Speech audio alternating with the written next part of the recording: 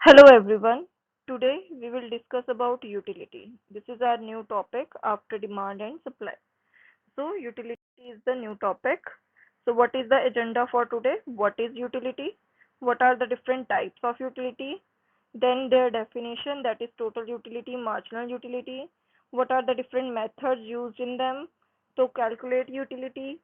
Next is cardinal and ordinal utility. So this is the agenda for today. तो firstly what is utility simply अगर meaning की बात करें तो utility जो है वो यूजफुलनेस के बारे में बात करती है। पर अगर हम इकोनॉमिक्स यूटिलिटी में बात करें तो वो कैपेसिटी कमोडिटी की जो हमारी ह्यूमन वांट्स को सेटिस्फाई करे। मतलब ह्यूमन वांट्स को सेटिस्फाई करने के लिए जो कमोडिटी हम यूज कर रहे हैं उसकी कितनी कैपेसिटी है कि वो सेटिस्फाई कर सके। तो इसकी मेन डेफिनेशन जो आपको याद रखनी है that is want satisfying capacity of goods और सर्विसेज या power of goods and services. Want satisfying power of goods and services is utility. ये आपको डेफिनेशन याद रखनी है। तो यूटिलिटी जो है the power of a commodity और सर्विस जो ह्यूमन वांट को सेटिस्फाई करे। तो जैसे हम एग्जांपल ले सकते हैं, कहते क्लोथ जो है हमें यूटिलिटी दे रहा है क्योंकि हम उसे पहनते हैं, ठीक है। क्योंकि यूटिलिटी एक सब्जेक्टिव है। अब मैं अगर जीन्स डाल रही हूँ तो मुझे उससे अच्छा फील हो रहा है तो मुझे उससे सेटिस्फेक्शन मिलेगी। तो मैं अगर सूट डाल रही हूँ तो मुझे सूट से ज्यादा सेटिस्फेक्शन मिलती है। तो इट मीन्स ये नहीं है कि जीन मुझे सेटिस्फाई नहीं कर रहा है, बट उससे मुझे सेटिस्फेक्शन थोड़ी कम मिलेगी सूट के कंपैरेटिवली। तो इससे हर पर्सन की अलग अलग हो सकती है। तो इसलिए यूटिलिटी एक सब्जेक्टिव फैक्टर है।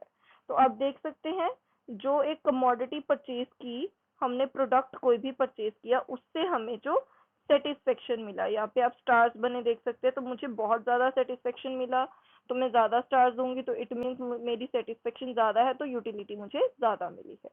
तो ये है हमारी यूटिलिटी क्या होती है। अब हम बात करेंगे कि टाइप्स ऑफ यूटिलिटी। यूटिलिटी हमारी तीन तरीके की होती है, इनिशियल यूटिलिटी, टोटल यूटिलिटी और मार्जिनल यूटिलिटी। इनिशियल का मतलब क्या होता है कि स्टार्टिंग।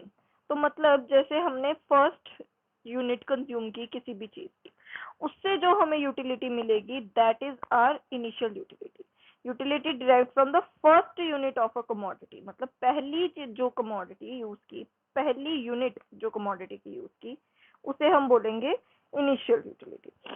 टोटल यूटिलिटी जैसे हमने उसकी 5 यूनिट्स कंज्यूम की टोटल, तो उन सारी 5 की 5 इकट्ठे यूनिट्स में से मुझे जो यूटिलिटी मिली उसे हम बोलते हैं टोटल यूटिलिटी। मार्जिनल यूटिलिटी होती है चेंज।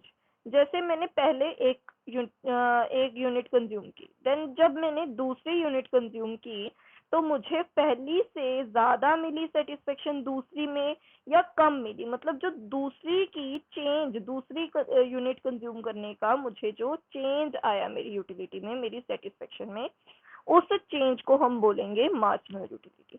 मार्जिनल यूटिलिटी पॉजिटिव भी हो सकती है, जीरो भी हो सकती है और नेगेटिव भी हो सकती है। इनिशियल यूटिलिटी हमने जब पहली यूनिट कंज्यूम की तो वो हमेशा पॉजिटिव ही होती है। टोटल यूटिलिटी भी हमारी पॉजिटिव ही रहेगी, कभी हमारी नेगेटिव नहीं होती है। तो ये है हमारी तीन टाइप्स ऑफ यूटिलिटी। अगला आ गया अब टोटल यूटिलिटी। तो टोटल यूटिलिटी मैंने बताया कि आपको जो प्रॉपर सेटिस्फेक्शन मिल रही है, प्रॉपर यूटिलिटी मिल रही है किससे, जितनी भी आपने क्वांटिटी कंज्यूम की किसी भी गुड की उससे। तो इसको अगर टेबुलर फॉर्म में देखें तो हमने देखो 5 यूनिट कंज्यूम की, तो पहली यूनिट से मुझे 30 मिली, दूसरी को कंज्यूम करके टोटल मेरी हो गई 45, तीसरी को कंज्यूम करके मेरी टोटल होगी तीनों की 55, चौथी पे 48, चारों को कंज्यूम करके और पांचों को कंज्यूम करके 40। तो पांचों की पांचों जब मैंने कंज्यूम की तो मुझे यूटिलिटी मिली 40। तो ये है हमारी टोटल यूटिलिटी। इसको अगर हम डायग्रामेटिक वे में देखें तो हमने ये 5 की 5 ड्रॉ की। तो पहले ये 1 यूनिट पे, फिर 2 पे, फिर 3 पे, फिर 4 पे हमने ये यूटिलिटी की कर्व ड्रॉ की।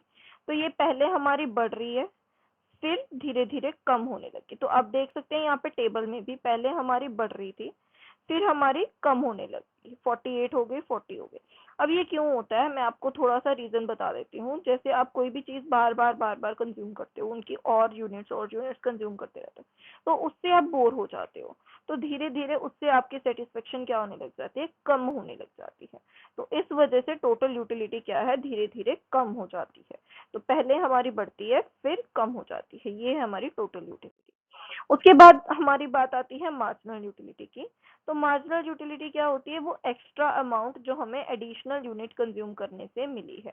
तो टोटल यूनिट यूटिलिटी में जो चेंज आया उसे हम बोलते हैं मार्जिनल यूटिलिटी। मार्जिनल यूटिलिटी का फॉर्मूला होता है change in total utility divided by change in units of commodity consumed. ठीक है, ये भी लिख सकते हैं। या हमारी total utility of unit n minus total utility derived from unit n minus 1। इसको मैं टेबुलर फॉर्म में आपको समझाती हूँ। जैसे आप देख सकते हैं, ये हमारी यूनिट्स हैं 0 1 2 3 4 5 6। तो टोटल यूटिलिटी हमें जीरो कमोडिटी से तो जीरो ही मिलेगी। तो टोटल यूटिलिटी हमारी पहली यूनिट से हमें 70 मिल रही है, दूसरी को कंज्यूम करके 110 मिल रही है, तीसरी को कंज्यूम करके 130 मिल रही है। तो जब मेरी दूसरी यूनिट में चेंज कितने का आया, 40 का चेंज आया। तो इट मींस मैंने क्या किया, 110 यानी सेकेंड यूनिट की टोटल यूटिलिटी को माइनस किया फर्स्ट यूनिट की टोटल यूटिलिटी में से। तो total utility of N, N मतलब हमारा हो गया सेकेंड, और n माइनस 1 हो गया हमारा फर्स्ट। तो उसे हम बोलेंगे मार्जिनल यूटिलिटी ऑफ सेकेंड। ठीक है, तो हमारी इस तरीके से जब हम माइनस करते जाएंगे सारी की सारी, तो हमारी मार्जिनल यूटिलिटी आती जाएगी, चेंज हमें पता चलता जाएगा। तो मार्जिनल यूटिलिटी को अगर हम ग्राफिकली ड्रॉ करें तो हमेशा ये घटती जाती है। आप देख सकते हैं 70 से 40 हो गई, 40 से 20 होगी, 20 से 10 होगी, फिर 5 होगी, फिर -5। तो मैंने बताया था ये जीरो भी हो सकती है। तो सेवेंथ पे यूनिट पे यहाँ पे आपको डायग्राम में दिख रहा है कि ये जीरो हो गई है, और उसके बाद ये नेगेटिव भी हो रही है। तो ये हमारी marginal utility curve downward sloping होती है, और ये नेगेटिव भी हो सकती है। आगे आगे हमारे मेथड्स ऑफ यूटिलिटी, हमारे दो मेथड्स दिए हैं, cardinal utility approach and ordinal utility approach. Cardinal utility हमारी मार्शल ने दी है, और ऑर्डिनल यूटिलिटी हमारी हिक्स ने दी है। इसमें यह कहता है कि कार्डिनल यूटिलिटी में कि इसको मेजर किया जा सकता है, पर ऑर्डिनल यूटिलिटी में ये कहता है कि इसको मेजर नहीं किया जा सकता। इसमें हम सिर्फ ऑर्डर कर सकते हैं किसी भी कमोडिटीज को। हम उनको ये नहीं कह सकते कि इससे मुझे 10 यूटिलिटी मिली है, 3 यूटिलिटी मिली है, मैं उसको मेजर नहीं कर सकती हूँ। मैं ये कह सकती हूँ कि मुझे ज्यादा यूटिलिटी मिली है या कम यूटिलिटी मिली है। तो ये है हमारे मेथड। अब हम बात करेंगे फर्स्ट कार्डिनल यूटिलिटी अप्रोच की। तो कार्डिनल यूटिलिटी अप्रोच क्या होती है, इसमें हम मेजर कर सकते हैं यूटिलिटी को मनी की टर्म्स में या मॉनेटरी यूनिट्स में, कि कितना पैसा हमने उसके ऊपर कंज्यूम किया है एक चीज को सेटिस्फाई, जो हमने पैसे सेक्रीफाइस किए हैं एक कमोडिटी को परचेज करने के लिए। तो इसकी मेजरिंग यूनिट को हम बोलते हैं यूटिल्स। जैसे हम किसी भी चीज को मेजर करने के लिए जैसे सेंटीमीटर, मीटर, है ना, किलोमीटर, ये बोलते हैं, उसी तरीके से यूटिलिटी को मेजर कार्डिनल अप्रोच में ये कहते हैं कि ये यूटिल्स में कैलकुलेट की जाती है। तो इसकी एजम्पशंस क्या है, तो यूटिलिटी क्या है, हमारी कार्डिनल नंबर्स में मेजर की जा सकती है। मार्जिनल यूटिलिटी मनी की कांस्टेंट होती है। मार्जिनल यूटिलिटी इंडिपेंडेंट होती है किसी भी और कमोडिटी से। मतलब जैसे मैं अगर टी कंज्यूम कर रही हूँ, तो टी की जो यूटिलिटी है वो बिस्किट पे डिपेंड नहीं करेगी, तो ये इंडिपेंडेंट होती है। तो हम जो भी यूनिट्स कंज्यूम करते हैं वो सेम क्वालिटी और सेम क्वांटिटी की होती है, सेम साइज की होती है।